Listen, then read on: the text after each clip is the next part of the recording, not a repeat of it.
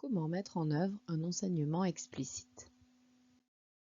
L'objectif de cette vidéo est de vous faire découvrir la méthode de l'enseignement explicite, d'en comprendre les intérêts et de découvrir les utilisations qui peuvent en être faites en SES. Mais d'abord, de quoi s'agit-il? Comme l'indique le terme enseignement explicite, l'enseignant cherche à éviter l'implicite et le flou qui pourrait nuire à l'apprentissage. Un enseignant qui adopte l'approche de l'enseignement explicite va donc rendre visibles les objectifs, les procédures méthodologiques, les étapes d'un raisonnement. Il va assurer un retour aux élèves sur ce qui a fonctionné ou non. Et il va permettre aux élèves de réaliser seuls ces stratégies. Comment enseigner de manière explicite? L'enseignement explicite repose sur quelques grandes caractéristiques. Il s'agit premièrement de donner du sens aux apprentissages. Il faut annoncer clairement l'objectif de l'activité afin que les élèves le gardent en tête pendant toute la durée de l'activité. Deuxièmement, il faut aller du plus simple au plus complexe. Il s'agit de décomposer l'acquisition d'une connaissance ou d'une compétence complexe en une suite d'actions simples qui seront enseignées progressivement. L'enseignant a donc un rôle actif dans l'enseignement explicite. Il montre, il rend lisibles les processus mentaux. Il guide, il organise, il interroge, il sollicite les élèves pour vérifier leur niveau d'acquisition. Son activité est étroitement liée à celle des élèves. Les élèves aussi ont donc un rôle actif dans cet enseignement. Ils interviennent pour répondre aux sollicitations du professeur. Ils pratiquent de façon guidée, puis en autonomie. Par conséquent, les interactions entre l'enseignant et les élèves sont fréquentes. Elles visent à maintenir l'attention, à vérifier la réalisation des tâches, à vérifier le degré d'acquisition. L'enseignant qui circule dans la classe va poser des questions précises, ciblées, donner des retours d'informations fréquents aux élèves. De façon concrète, l'enseignement explicite repose sur 5 étapes. L'ouverture, le modelage, la pratique guidée, la pratique autonome et la clôture. Première étape, l'ouverture de la séance. Lors de cette étape, l'enseignant va présenter l'objectif d'apprentissage et le justifier. Cela permet de fixer l'attention des élèves sur les notions essentielles et de maintenir un but précis en mémoire. Pour cela, l'enseignant pourra par exemple noter au tableau ou afficher au tableau l'objectif de la séance et le laisser visible durant toute la séance. L'enseignant va également vérifier les prérequis. Cela permet de réactiver des informations stockées en mémoire de long terme. Enfin, l'enseignant annonce la démarche. Cette étape est donc essentielle pour donner du sens aux apprentissages. Deuxième étape, le modelage. Durant cette étape, assez courte, l'enseignant réalise l'objet d'apprentissage en mettant un haut-parleur sur sa pensée. Il dit tout ce qu'il fait et pourquoi il le fait. Il rend ainsi visible l'activité mentale qui est autrement inobservable. Durant cette étape, il peut solliciter les élèves en leur demandant « Comment je fais ensuite ?» et en établissant avec eux les critères de réussite. Cette phase de modelage repose donc sur un rôle actif du professeur, mais aussi de l'élève, et les interactions entre professeurs et élèves sont fréquentes. Après la phase de modelage, les élèves peuvent passer à la pratique guidée.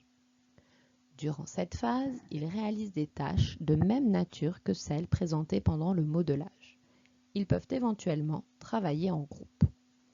L'enseignant, qui circule dans la classe, va vérifier la compréhension des élèves en posant des questions précises, mais aussi en favorisant les interactions entre élèves. Il doit à tout prix éviter des questions floues du type « Avez-vous compris ? Qui n'a pas compris ?» À l'inverse, il doit poser des questions précises afin de vérifier véritablement la compréhension des élèves. Pourquoi as-tu fait cela? Pourquoi la solution proposée par ton camarade est-elle la bonne? Concernant la formulation des questions, on pourra se référer à l'article de Marie Boquillon, Le miroir des gestes. Durant cette troisième étape, et comme dans les précédentes, les élèves, mais aussi l'enseignant, ont un rôle actif et les interactions sont fréquentes. Une fois que le niveau de compréhension est jugé satisfaisant, les élèves peuvent passer à la pratique autonome. Ils s'exercent sans l'aide de l'enseignant afin de consolider et d'automatiser. L'enseignant circule toujours dans la classe et il fournit des retours personnalisés pour souligner les efforts et les points restant à travailler. Il pourra notamment se concentrer davantage sur les élèves les moins autonomes. Comme dans les étapes précédentes, le professeur et les élèves sont actifs et les interactions sont fréquentes. Enfin, la clôture. Lors de cette étape, l'enseignant fait une synthèse des points à retenir, éventuellement avec l'aide des élèves. Il donne des travaux à réaliser en autonomie hors de la classe. Cela va permettre de réinvestir les notions et de les ancrer dans la mémoire de long terme. Pourquoi enseigner de manière explicite? Les études scientifiques montrent que l'enseignement explicite est un enseignement efficace. Il convient d'ailleurs de préciser que l'enseignement explicite n'est pas une méthode imaginée à partir d'une théorie. Elle a émergé à partir d'observations de terrain dans les classes, puis elle a été testée. Cette méthode est particulièrement efficace pour améliorer le niveau des élèves et notamment des élèves les plus en difficulté. Pourquoi? Parce qu'elle leur fournit des ressources et un guidage. A l'inverse, dans les activités avec prise d'initiative, les élèves qui ne bénéficient pas des ressources externes à l'école nécessaires à leur compréhension et à leur résolution peuvent rapidement être mis en échec. Par conséquent, puisque les élèves les plus en difficulté bénéficient le plus de l'enseignement explicite, cette méthode permet de réduire les écarts de résultats entre élèves et de réduire l'influence du milieu social sur la réussite scolaire. Toutefois, l'enseignement explicite est surtout efficace pour enseigner des notions nouvelles. En effet, lorsque les apprenants ont déjà une maîtrise de l'objet d'apprentissage, il est moins pertinent de l'enseigner explicitement. Certains ont nommé ce phénomène l'effet de renversement. Cela tiendrait au fait que les modèles externes fournis lors de l'enseignement explicite peuvent différer des modèles cognitifs déjà bien installés chez les experts et donc créer un conflit qui conduirait finalement à une moins bonne maîtrise des notions. Enfin, l'enseignement explicite est intéressant car il favorise la mémorisation de long terme grâce à la réactivation fréquente des notions et des méthodes. Comment alors utiliser l'enseignement explicite en SES?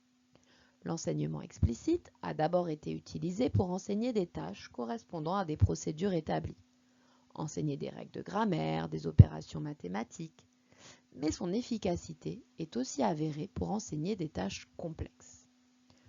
Le GEP proposera donc des séances d'enseignement explicite sur certains points méthodologiques, comme la rédaction d'un paragraphe argumenté, l'exploitation d'un document statistique, mais également sur des notions, comme la valeur ajoutée ou la croissance.